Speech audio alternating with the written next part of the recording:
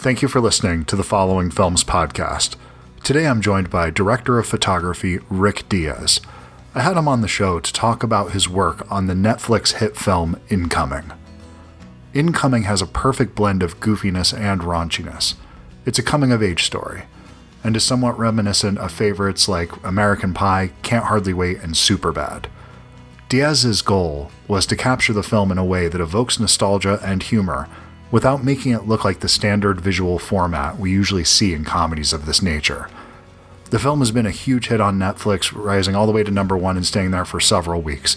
If you haven't checked out the film yet, do yourself a favor and go to Netflix and watch Incoming. It's a hell of a good time. Hope you enjoy the show. Thanks.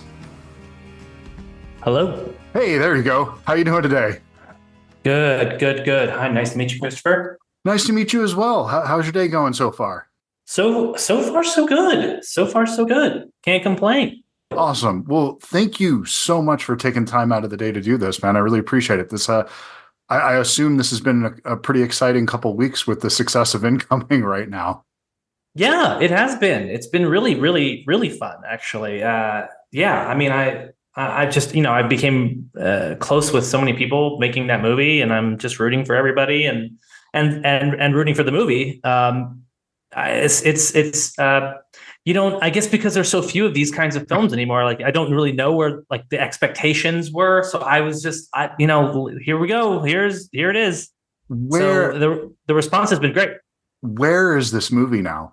Like this was something that used to happen a couple times a year, and there was always one of these every summer in the theater that would be just a nice big teen comedy like this that was pretty darn filthy and something that I just love. I've never gotten away from it. In fact, I have a book on my floor right next to me over here called Teen Movie Hell that's about this. And it's like you look I need to read that. It's a great little book. It's fantastic, but it doesn't exist anymore, this subgenre of films. And this is something that I want my 14-year-old to see this so desperately. I don't want to be the one to watch this with him, but I really want him to have the experience of seeing this movie. Love it. And I couldn't agree more.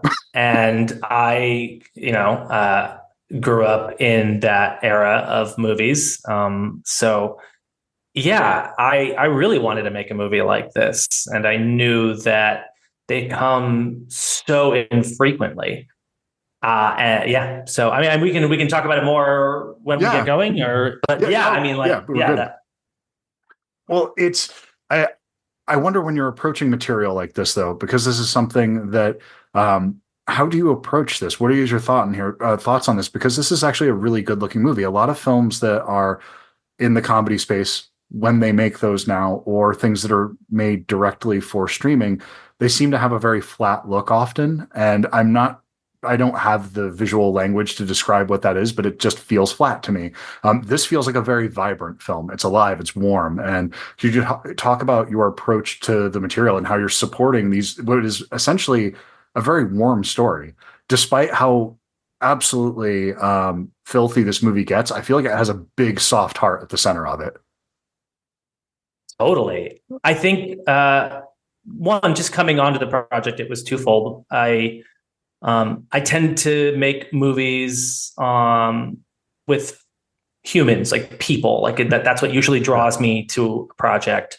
And John and Dave are two creatives that I have followed for a really long time as fans of all their work in television.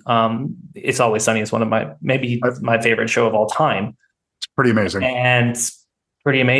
And so they were a huge draw, just knowing that I would have their sort of comedic talent guiding the ship was certainly what drew me to it right on the get-go. And then I just loved this genre of movie. This was something, I was in high school in 1998, graduated in 2002. I think I got some of the best teen comedies while I was in high school. And they're just films that I adored. They spoke to me at that age range, all those feelings and how big they were and how high the stakes were yet so low. Looking back on retrospect, you know that. So, it's not as big of a deal as you think it is, but it feels like it. And So this was something I really wanted to do. And you don't get the opportunity to make these kinds of movies anymore. They come few and far between, if they get made at all. And then the approach, once I met with the team and we just got to know each other, it became really apparent that a lot of the references, a lot of what we wanted to do were very similar. And I think what it all ultimately pointed to for me was I wanted the movie to look great, in the vein of those really great looking comedies. I mean, Superbad is one of those. I think it's a beautifully shot film. I look at a movie like Bridesmaids and I go, well, it's Bob Yeoman shooting this movie. Yeah.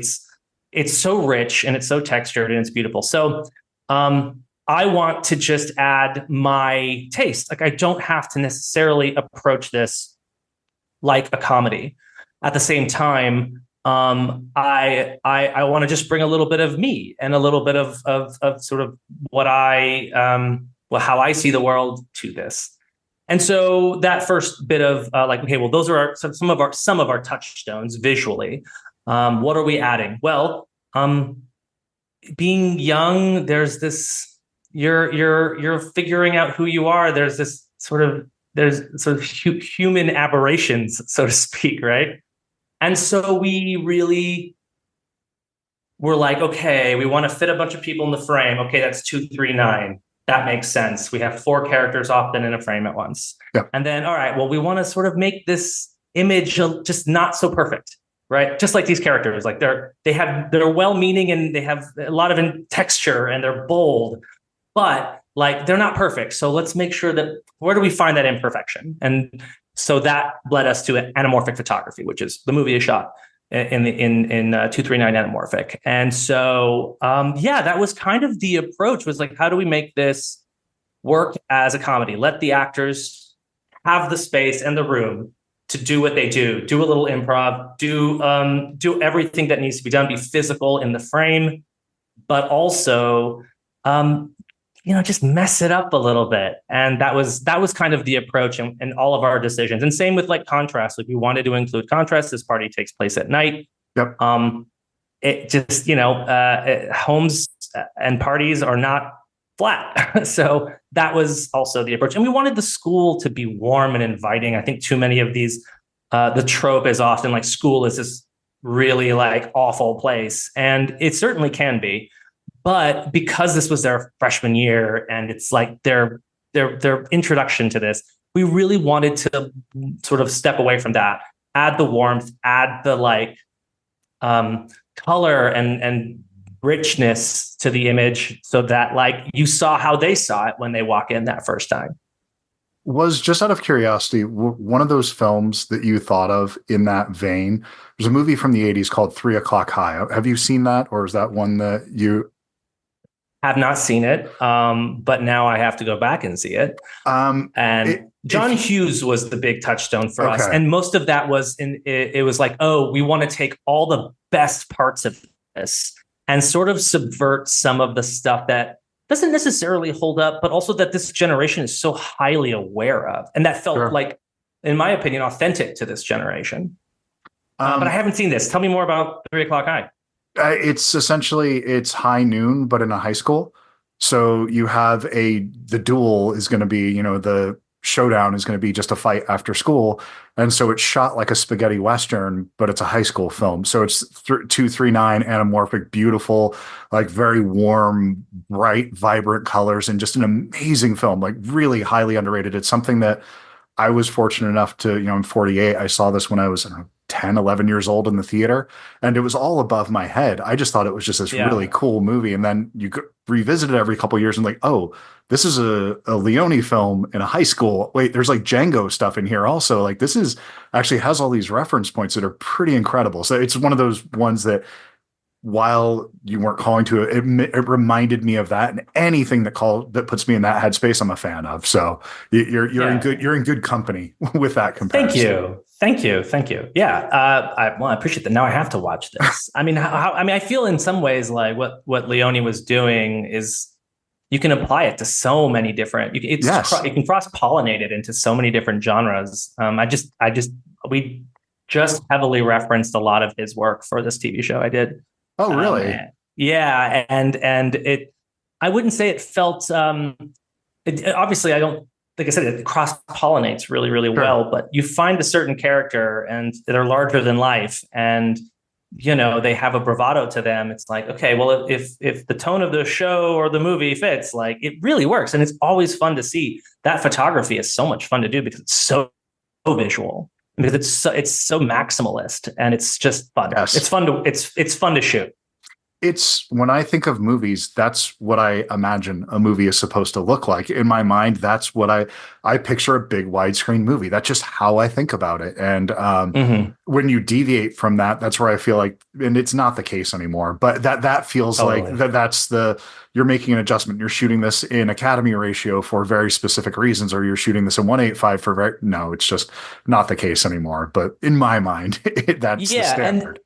And that was a conversation with Incoming as well, shooting Academy, 1.85, and saying, well, I mean, this is kind of the standard bearer aspect ratio for this genre. But I questioned and I pushed back more so because it felt more like actually like a technical thing for the time, than it was anything else. Well, they didn't want to spend the money on anamorphic glass and having to light to a deeper stop. It's like, well, it's a comedy, and it's like they could have done a print, an optical, do a print that gave it windowed it down to 239. But then it's like, why? And we're here to laugh. And in this case, it started with like the aspect ratios. We really need to fit all of these characters at some point in the frame at once. Mm-hmm. In a way that gives them still room left and right to be physical or funny or push or shove or get thrown or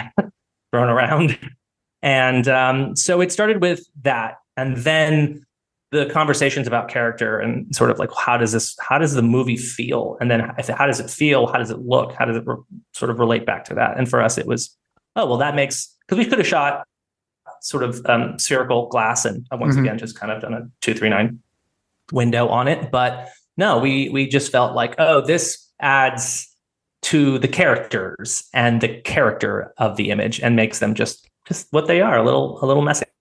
Well, and it's something when you're shooting outside at night with that particular glass on it, and you're really filling the frame at times when you have the pool sequence and you're showing people on the side of it at the same time. And it's just, this is a film that I really does think warrants a rewatch, just so you can see some of the gags that are going on in the background that I think you might miss the first time around.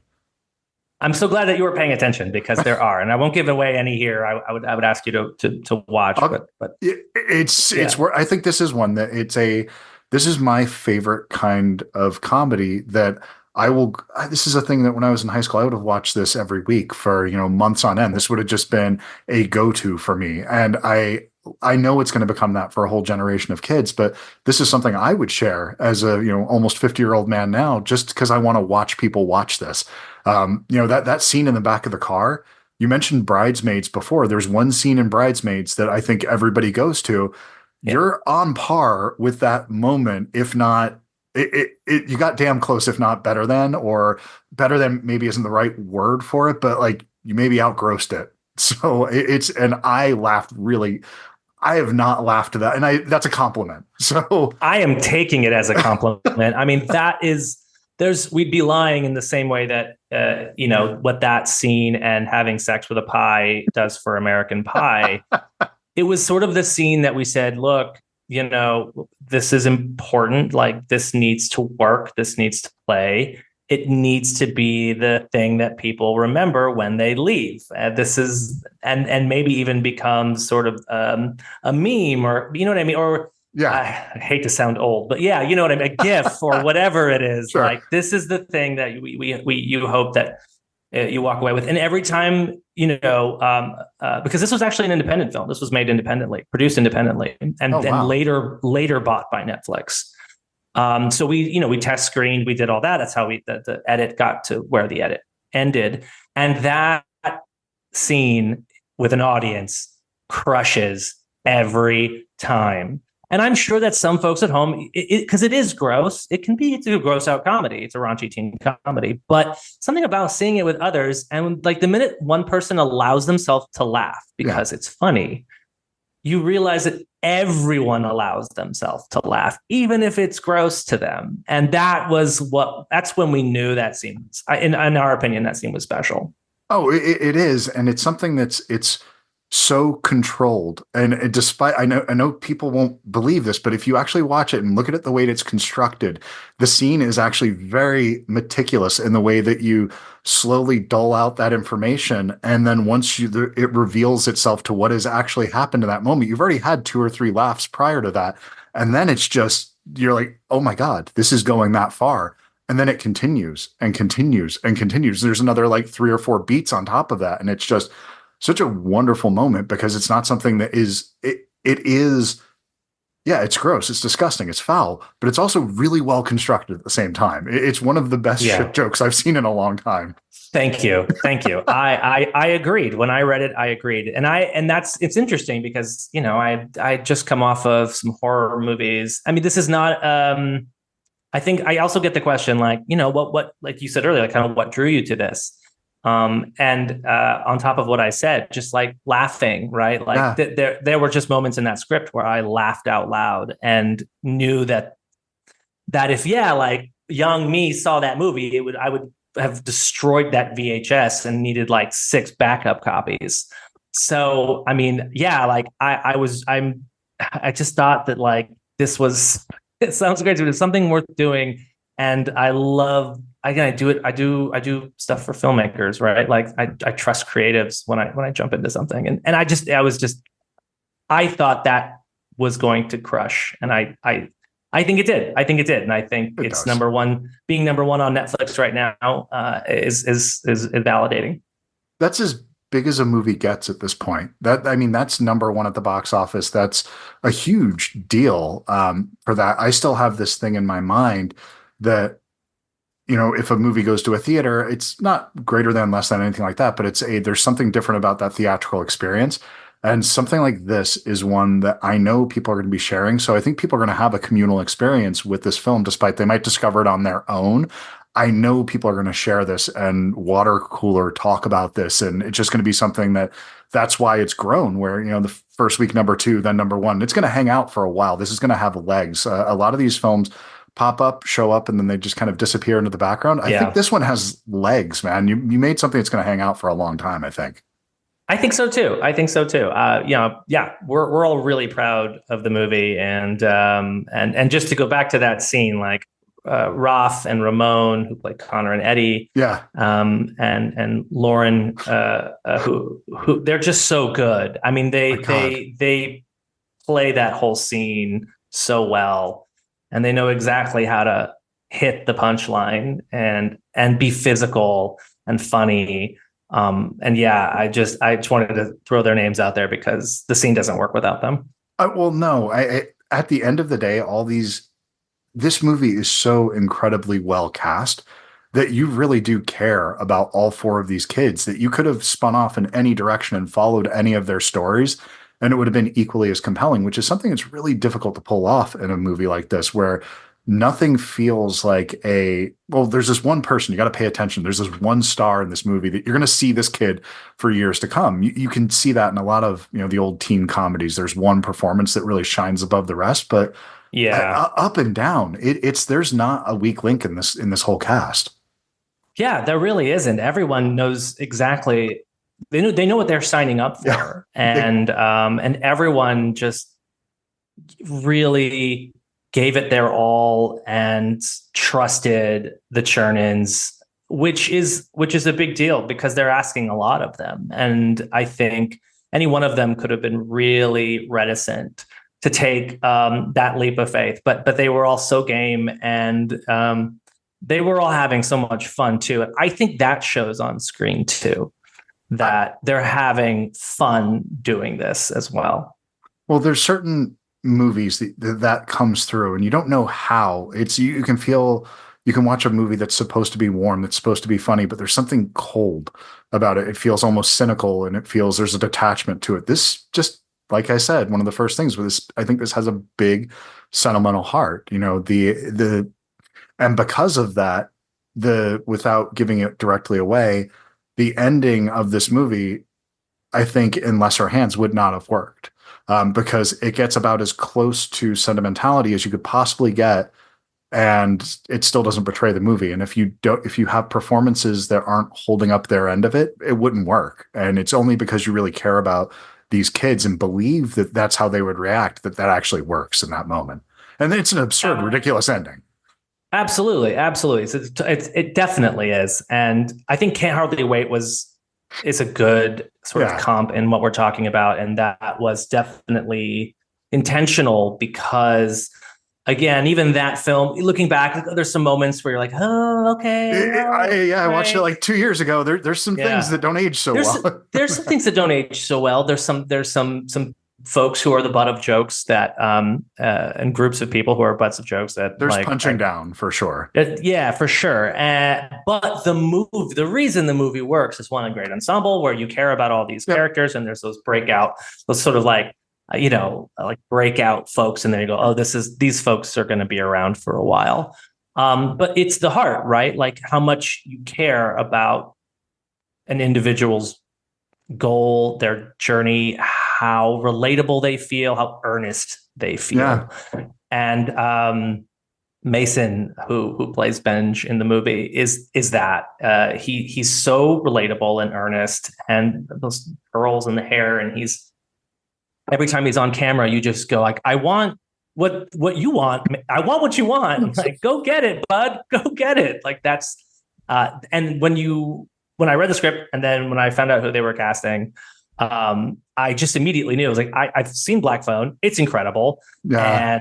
And there's something about him. You go, oh, but I know he can do this. Like, he can do this. Like, you see it in his eyes, and he killed it. He did such a good job in this. Well, he's phenomenal in this movie. And it's something where I think he embodies what it's like to be a teenager for everybody's experience, where if I could go back to the 14-year-old me, it would just be, look, you're good enough. You're fine. You don't, all teenage experiences, from what I've seen and people that I talk to, it's all about these affectations that we try on for a couple months, a couple years, and you're trying to make yourself something other than you are. And it's fine. It makes sense. It's a good time to try out different, facial hair configurations and haircuts and different, sort of what is your place in the social world going to be. And really, at the end of the day, it's just be yourself. But that is the hardest goddamn thing to do when you're a teenager. It's just be authentic. It's incredibly hard. It's incredibly hard. And I think we also really tried to show that, be earnest in the photography too. And John and Dave were often, really excited to move the camera and to, get those big wides, set the scene, have a great time. But they really had a great sense of when to stop moving the camera, when to get into these small spaces with a character or characters and just go, all right, let them breathe, let them perform, let them be funny, let them be earnest, let them love, right? And I particularly love two scenes there's very, very, very small, intimate scenes, right? When Benj gets pulled in the closet after the fight. It's great. Yeah, and it's just we're in a room with white walls, and it was, as a cinematographer, you sometimes are like, oh my gosh, what is this, white walls, and is this a small room, and oh my gosh, and John and Dave were just like, no, this is the space. It has to look like this. It needs to be stripped down. It needs to just be them and what they're feeling and this big moment, and like, let's not distract from that. And they have such a great sense of that. And then the other scene I thought was when Koosh is at the hospital, the Ferris Bueller moment, for sure. And yes, the Ferris Bueller. Thank you, the Ferris Bueller moment. And they just have that conversation there in the waiting room with Benja's sister, played by Allie, and Alyssa, the character Alyssa. And they just, it's like, it's that sort of stereotypical moment in the film where you think you're going to get them to kind of maybe connect. And it's just, they subvert it so well, but it's small. It's like grounded. It's like they could have had that down a long hallway and we could have had depth and all this, but they just know when to go. Let's just hear what these two have to say. This one has been all about herself all night. And this one has been all about himself in the worst way all night. Let's just hear what they have to say in this moment. And it's my job as a DP to trust in my director too, and go, okay, we don't have to overcomplicate this. Let's let the storytelling and the actors and the writing in this moment do the work. I can shine in other moments, but it's what I love about this movie. It's what I love about the filmmakers involved. John and Dave really just have a great sense for that. Oh, I agree completely, because this is you mentioned the thing that draws you into different stories is you want to work with humans. You want to tell these human stories. And this is absolutely a human story. The Charlie Sheen, Jennifer Grey moment that you have in here, you are doing something that is very recognizable, but absolutely stands on its own, which is a dangerous thing to do, because if you call attention to it, I mean, the average kid today, maybe they'll know you're doing that. Maybe you won't. Maybe it's not. It's just that you have these two side characters that have their moment, that these two people who have been really utterly reduced to almost, they were very one-dimensional characters up until this moment. And then they're fully humanized in a minute and a half or something. And it's beautiful. It's a great moment in the movie. And so, yeah. And in both films, I think it does a very similar thing, but you put your own little accent on the end of it and just really, wonderful scene. Love that. Yeah, I'm so curious how you felt about Benj singing in the auditorium. I love asking this question. I know this is technically a podcast where you ask me questions, but I'm curious about that ending and what, because it's such like 10 things I hate about. I mean, this ending and you expect something. And did you feel a certain way? I'm so curious. I loved it. The fact that it went as long as it did, and that it's just not that he does it, and we're going to do the whole song, beginning to end. He's going to win everybody over, and then it just has the rug pulled out from under it, and it's that perfect balance of it's you can feel the movie going one direction, and it's like, oh, is it going to become this thing that I hate? Is this going to be that you had me all the way, and then this last little bitter taste at the end of the movie that makes me go, it's pretty good. Instead of I loved the movie all the way up until that, but if you fuck up the ending, it can be one of those things that really just pulls you out of it. And so, no, to me, giving that little beat there where the rug is pulled out from under him with everything, and then you have the little coda right after that just gave the heart that I wanted the whole time. So you had to take it away just so you could give back just an inch. Absolutely. And it's one of those things that, I mean, I love 10 Things I Hate About You. It's such a good movie. Again, all the future stars of the world are, shown in this movie, and you go, oh yeah, well, that all makes sense. You're all big stars now. But the gesture at the end, it's fun. And as a viewer, you really enjoy seeing those big, like, shows of big gestures, right? Like it's romantic, but this is high school. These are little humans we're dealing with. Like that would have, and in front of all those people, it would have been unbelievably brutal for Heath Ledger. And I think that the Chernins had the fortitude to go, yeah, that's what would happen. So why don't we just show what would happen? But just, we just make sure that, that's it. She, of course, she just told you, like, you can't tell anybody. You can't tell anybody. And like your earnestness, didn't, you I guess weren't paying attention, and you felt like you had to do something big, like in the movies, like the meet cute that, Benj talks about. And, he's clearly, it's funny because we sort of low key made him a cinephile in the movie. Yeah. And he dropped it. And so he does this big gesture at the end. And she's like, this is not what I asked for. Nobody wants those gestures. Nobody wants a grand gesture. It's not at that age. I will say it. I maybe at where I'm at now, I think there's something to be said about like, oh gosh, that's so nice. It's so romantic. But I know at 15 that would have been hard to live down. that was not to me, when I was a teenager, I wanted to be as invisible as possible. But at the same time, I was a punk rock kid and had, dyed hair and wore goofy clothes. And I drew attention to myself. So I was kind of an asshole where it'd be, I would make myself look as different as possible and then question people why they were looking at me. That was being a teenager to me. So Yeah. it's an odd time for sure. Yeah, and I feel like we also do a fun job of sort of representing feeling like a teenager Yeah. in the movie visually. I know it's there in the writing and in the performance, but we also try to, just give like this richness, like I said earlier, all this color. I also really enjoyed some of the like fun. I say fun, but the scene where he takes the K, and we do that sort of I, step printing yeah. moment. Like, I just remember, sorry, mom and dad, if you're listening, but like the first time you have a beer, the first time you kind of get drunk and Sure. you're at that age. And I know this is a totally different product, ketamine. And I can't say I know exactly what that feels like because I've never done it.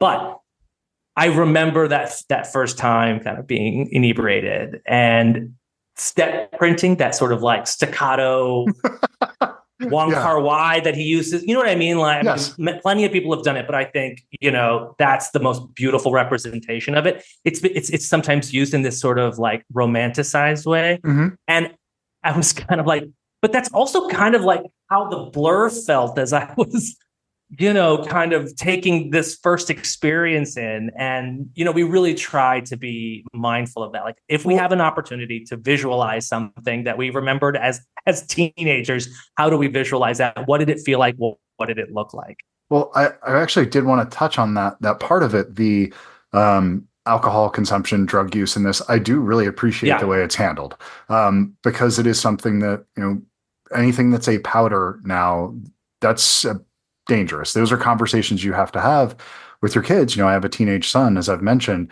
You have to have that. Hey, if I know things are going to come up, you're going to be offered. You can't mess around with this, and you drop a reference that somebody had tested for fentanyl in the film, those kinds of things. But nobody that's getting fucked up in this movie seems to be having a great time.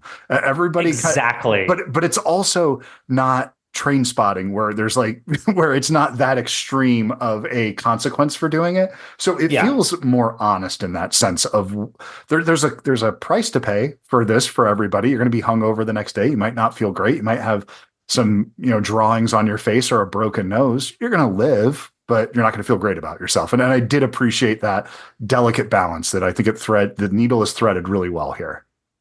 It is. It's really, and it is difficult because I think I don't know exactly where that line is. We just sort of charted our own path and hoped that people understood that, yes, at this age, things are going on Yeah. with teenagers, that they're being exposed to some of these things.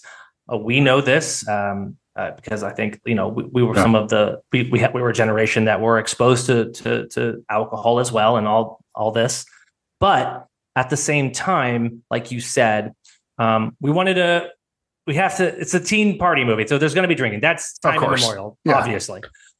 This was a modern take, but like you said, the only people that the non-playable characters in it, just generic party goer, like, yeah, they're having fun. They're the background. But the characters that we care about, the characters that we hopefully fall in love with over the course of the movie, yeah, there are consequences for the actions that they take. And we also at the same time try to, yes, remind folks that, yeah, this stuff is, this, especially now, is so dangerous because we don't know. One, it's dangerous, whether it's laced with something else or not, it's dangerous. Yeah. But yes, you try to like sort of nonchalantly drop in your disclaimer, right? That this is all, and I love that Connor and Eddie are often the voice of that disclaimer. Like, Like, what are you I don't know if I doing? want to do that. Like, what are we doing? Like, what are you doing? Well, And it's they about play it off so well. authenticity. isn't it? It's Yeah. really because it's not necessarily the drug use or drinking. It's not being authentic to who you are. It's not, Yes. that's what the real thing is that gets our protagonist in trouble here. That if Yeah. he would have just been comfortable being himself and just had that one beer, he would have been Yes. fine. Everything would have worked out. It would have been an okay night for him, but it's because he still feels that he has something to prove that his night kind of gets upended. Yeah, absolutely. We even see it with the older character, with like, Bobby's character, Yeah. Studebaker. I think you see that they're he One, should have just gone home. You should have just well, gone home, man. You should shouldn't never. be What are you there. doing? What are you doing? What are you I'm, doing? You shouldn't be there. Go home. And he pays the price for it. He pays the price for it. And he pays. And I love the button ending because like so many movies like end and you just like these characters who've been hanging out with kids yep. and you're just are like, we've seen this in other movies, even like Booksmart Yep. Booksmart, which also a great movie. Wonderful teen comedy for sure. Wonderful. Incredible. It's incredible. You have a teacher character who shows up at a party and is like, wait a minute. Like this, and they did that. I think they did that relatively innocently in Booksmart, but Yeah. this one, it's like, no, like we take that character and we go, Well, okay, you're going to do the thing, but we all understand this person should be fired. And I love that we give you that button at the end. well, it's so odd that I saw this movie when I did, because about a week before, me and my wife went to buy a new car, and the person who ended up selling us the car, I live in Arizona, went to the same high school that I did, in Delaware. And we just got to talking, and it was just randomly we went to the same high school. She was at the 2 years before me. We didn't remember each other, but we started talking about the gym teacher that hung out with kids outside of school. And it was that whoever those teachers are, and it seems like most schools or a lot of them have a guy like that person, and it's a guy usually, I'm assuming. Yeah. Like if it's the vast majority of the time it's a guy, and that guy is a creep. He's an absolute creep, and I'm glad this guy was treated like a creep in this movie. He was never, I even though there's a part where the kids are just like, what the hell are you still doing here? And Yeah. I love that about this movie. It's fucking great, man. Yeah. I mean, the sad part is that these characters, we'll call them stereotypes, these archetypes, maybe, they exist because someone experienced these people, and we all, to some degree, have experienced that teacher or a teacher like them. Maybe not to that degree or what have you, but that's where you draw inspiration from, as I imagine, as writers. And because I'm not a writer, as it turns out, but yeah, it's where you draw inspiration from. And we kind of all know who that person was coming up, but they get their comeuppance and you get to see it. And he takes a beating. And I think Bobby was also so game to just be our punching bag. Just so good in this thing, man. So good. He's so good in everything. And it was a true pleasure to have him jump on board, which again, one of those trust falls that he did, because I think, the team behind this movie is really talented and really funny. I think he just trusted the taste of the people involved. Bless him. No, I think it's one of those things. He had great material to work with, and he was I could not imagine anybody else in that role. He just was perfect casting, because that's not an easy thing to pull off. That character that you could actually believe as being charming to kids, but any adult that's around them knows there's something off with this guy. And he's so wonderful here. It's absolutely hilarious. Probably the character that has the most tragic backstory, I'm assuming, but there's probably a lot of sadness in the heart of this character, but it was a lot of fun to point and laugh at him throughout this. Yeah. And seeing him kind of walk at the end of the night by himself to his car with the fried key fob is great, and just like so like disappointed in all of his choices and just burned to a crisp. That I love that shot as we crane up and he's just walking away. It's like, see you Monday. so funny. Well, I know we're a little bit over time here, but Ricardo, it was great to meet you. Congratulations on the film. You got something truly special here. The fact that this is something that I think is going to transcend the current disposable media landscape we're in is pretty remarkable. So I think that this is going to be one that people will talk about for years to come. And hopefully it means that we'll get a few more of these things because we are in dire need of teen comedies in a way. We just don't see them anymore. So yeah, I'm glad you got this one out there, man. Thank you. Thank you. Thank you. I'm very grateful to have been a part of it and to have gotten to laugh every day on set, which is, most of the work I've done up to this has, like I said, been a little more dark and brooding, which is so much fun to photograph. But it was really, really, really a joy to come to set every day and laugh. That was maybe the best gift that this movie gave me. I'll just leave you with this. My wife went out the following morning after we watched this, and she had to visit a friend who had had surgery that day. And she texts me as soon as she gets there. She says, "What's the name of that movie that we watched last night?" And say, "Oh, it's Incoming." And it was immediately when she got there. She had a friend who was sad, and they just sat down and they watched this movie together. So yeah, we are in dire need of comedies right now. So thank you for. We all need it. Yeah, of course. Yeah, of course. Thanks, Christopher. Appreciate it. Yeah. Awesome. Thanks, man. Nice to meet you. Take care. You too. Take care. Bye-bye. Bye. We used the bridges that we wired and blown. That time's over now. So over now. I can't say I'm sad to see it go. That's over now. So over now. So what you doing in a couple of years? On a Saturday, round Halloween, I'll take your hand and I'll spit up fake blood. Should have known. So now here we go. It looks like the winter's never gonna be cold. It looks like the winter's never gonna be cold. I don't remember the cold time so well. We got so drunk that night, I watched you stomp the life out your phone. I felt special then. It was bad taste or dead alive. And I know you know I meant what I said. Looks like the winter's never gonna be cold. It looks like the winter's never gonna be cold. I don't remember the cold time so well. And most people never get what you've always been, always been, always been. And most people never get